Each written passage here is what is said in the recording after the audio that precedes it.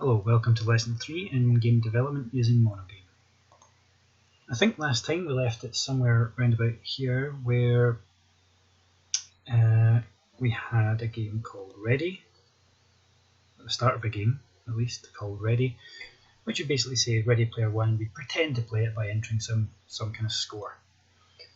So building on that, we're going to first look at making a better high score list, basically, just instead of one single high score. And to do that, we need multiple high scores.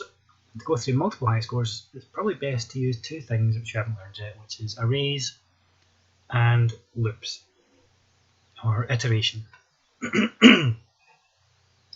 So there's different types of loops, and first we're going to demonstrate one of them as a more simple example, drawing some hearts, well not hearts, some kind of symbols that will represent the player's health.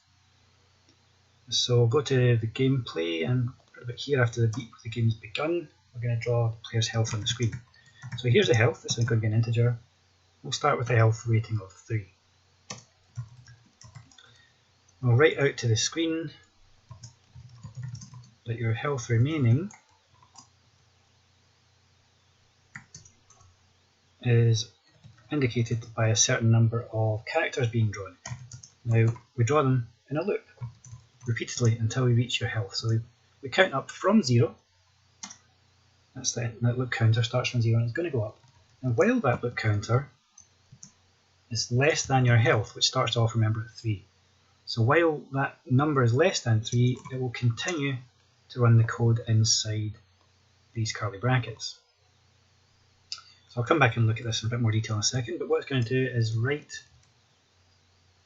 the character in the ASCII table 167, which I think is suitable for the health indicator. And then the next thing we do is make the loop counter go up by 1, remember the plus plus symbol.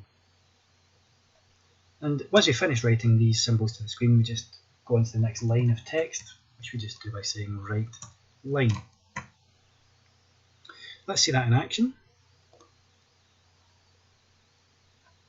P to play, Ready Player One. Health remaining, and there's the 3 symbols for it. So what did that do? Well, first we had this line here which we call the initializer. It initializes or sets up the loop. And then we have the loop condition. Just like an if statement, there's a condition, a comparison that needs to be evaluated. And as long as that's true, it goes in and does the loop. When that becomes false, it skips the loop and continues on the next line. So it's going to repeat this as long as, or while, that condition remains true. What we have here is the loop body. Usually it's more than one line, but in this case it's just one line. That's the stuff, the sort of payload, the stuff that actually happens as a result of the loop.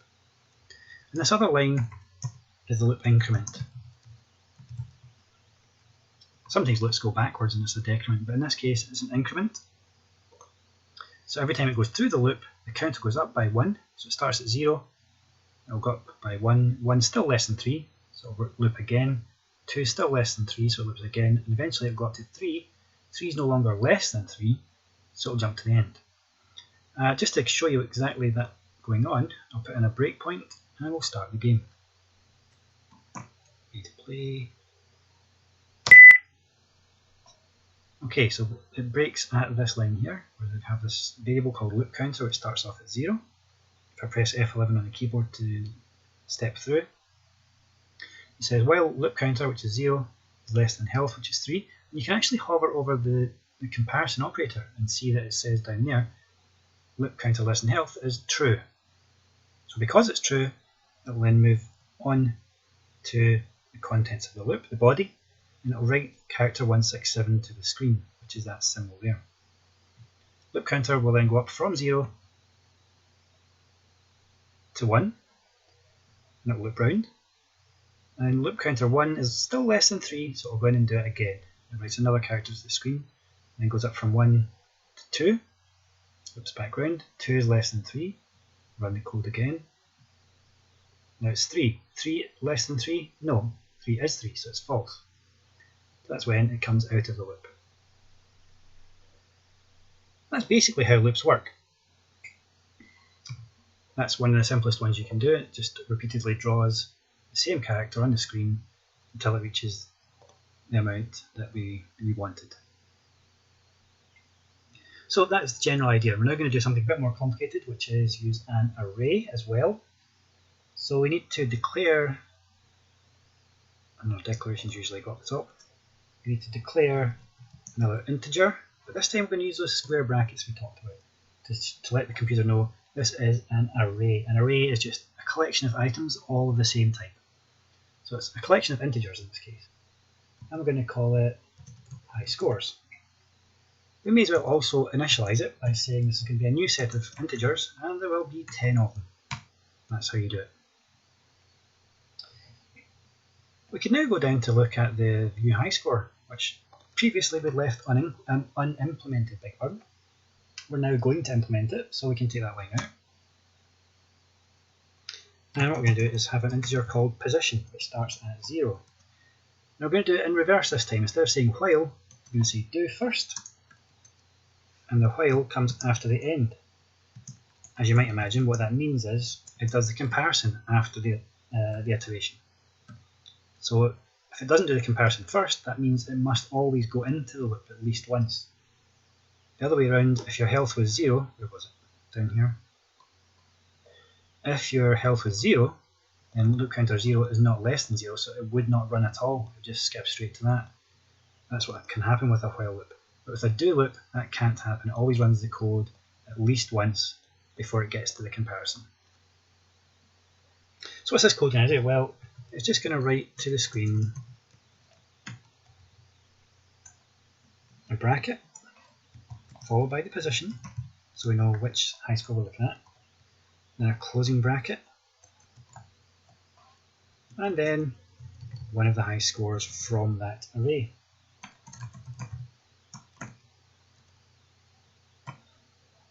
So it'll combine those things into one piece of text. So at position 0, it'll say bracket 0 plus and a number. At position 1, it'll say bracket 1 bracket plus a number, and so on. Don't forget we also need to update the index for the loop so that it will eventually get to loop position 10 and exit from that. So let's run that. And instead of playing, we will view the high scores. There they are, 10 high scores, all with a value of 0 because we forgot to actually put any high scores in. So what we need to do is populate the array. Now that's one of the things that happens before the game begins, so perhaps do it up here. You could just type it in one by one. High scores 0 is 100 points. High scores 1 is 90 points. You know what, I'm going to copy and paste this. Oops.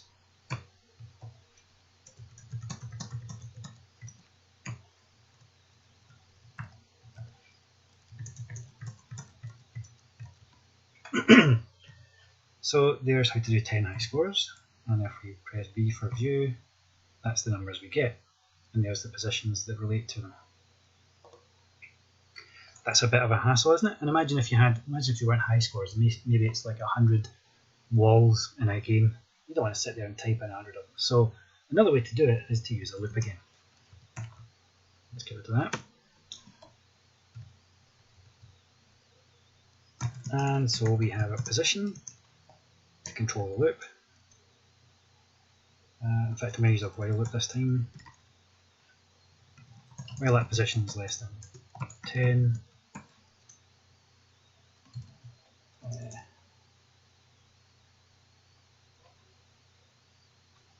High scores in that position will be 100 points.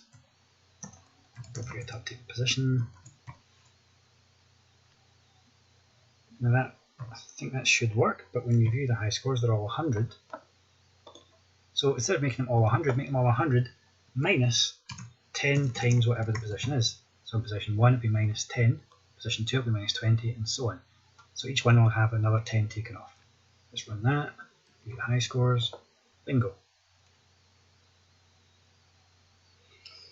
Now the positions also start from 0 and go through to 9, so what we could do when drawing them out is put the position inside brackets so that it forces it to do a calculation before converting it to the string and concatenating it. Add 1 on to that. So instead of 0 to 9, it'll be 1 to 10. There you go, 10 high scores with 10 values. Okay, now that setup up there, this kind of structure is so common. There's so many loops do it that kind of way that the developers of the languages, most languages, thought, let's make another loop that will do a lot of this in one go. It's called a for loop. So a for loop combines those three things into one line: the setup, position equals 0, the comparison, position less than 10, and the increment, position plus plus. So that's these three lines here, 1, 2, 3, all in one line. That's why it's a bit hard to read. It looks a bit confusing, but it's just those three lines that control the loop now put into one place. We can put the same code inside. Slightly more compact, and once you get used to it, it is a bit easier to read. So that does, well, let's just prove it. That does the same thing. View the high scores, and there they are. So that's a do loop, a while loop, and a for loop. There is a for each loop as well, which we'll maybe see another time. But now that we've got those high scores, what should happen when we beat it? Let's look for that. There we are.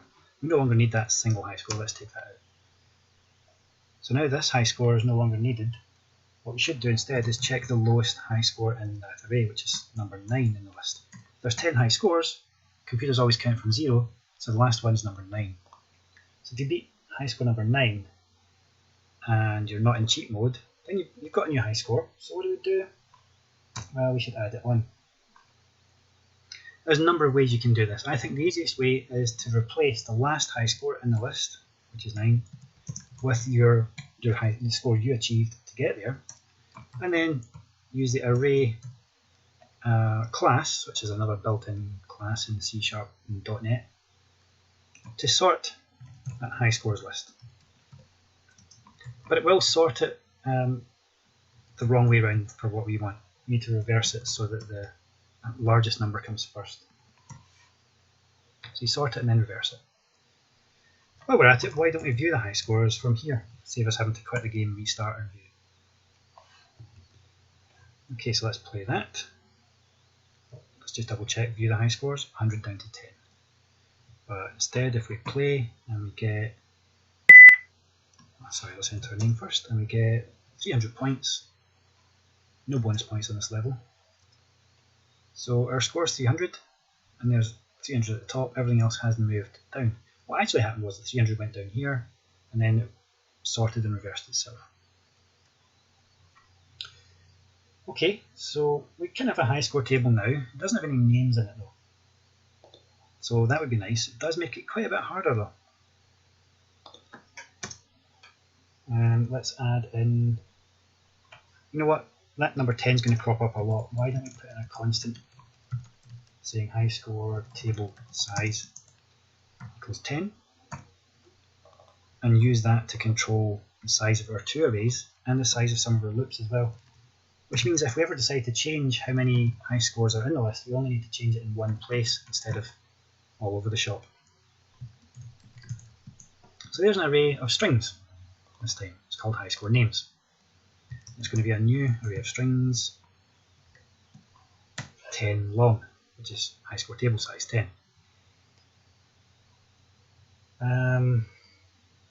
Next thing we would do is update our view high scores. Well, by the way, I search for it. I do that quite a lot, but you can also use this drop down to go straight to methods. Matter of personal preference. So the new version, well, let's make it a for loop first of all. For int position equals 0. Keep going until position is no longer less than 10, and you advance by position going up by 1. So I can take out this, that. There.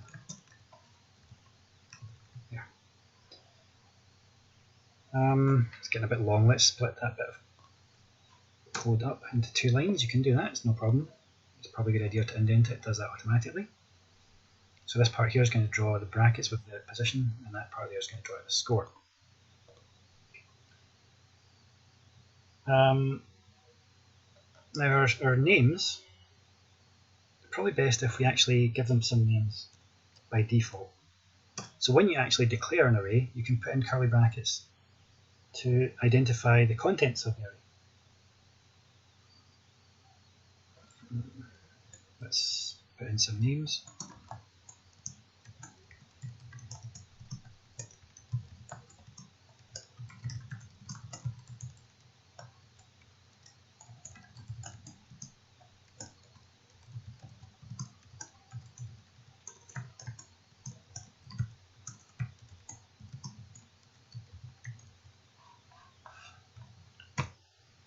And terminate a line with a semicolon.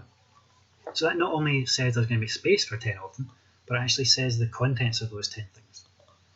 And you can do that with most arrays when you're setting up. Right, so now we actually have some names. We could go back to the view of the high scores. So now we say the position number, the score. Just add on a little space in between to separate it so it doesn't get squished up. But also put in high score names for that position. So whatever the name is, that is what we draw. Is that all we need? Let's give it a go and find out. Press V to view. Yep, there we go. 10 scores, 10 names.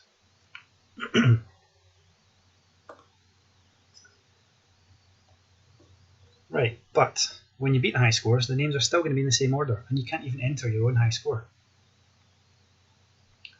So, when you beat the high score, where's that again? Down here. We should probably do something about that. So high scores, get moved along. High score names for number 9 should be whatever the player's name is. I'll come back and add in this variable later. Oh no, wait, we actually have a player name, don't we? Yeah, so we'll use that.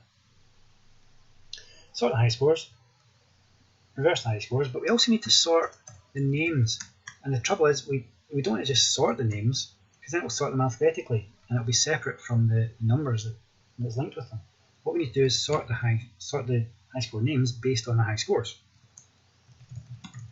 And there is a version of sort that can do just that. So the basic version is just give an array. The second version is give it 2 arrays. One is called the keys, which determines how to sort the other array, which is the items. And of course, we'll also need to reverse that array as well.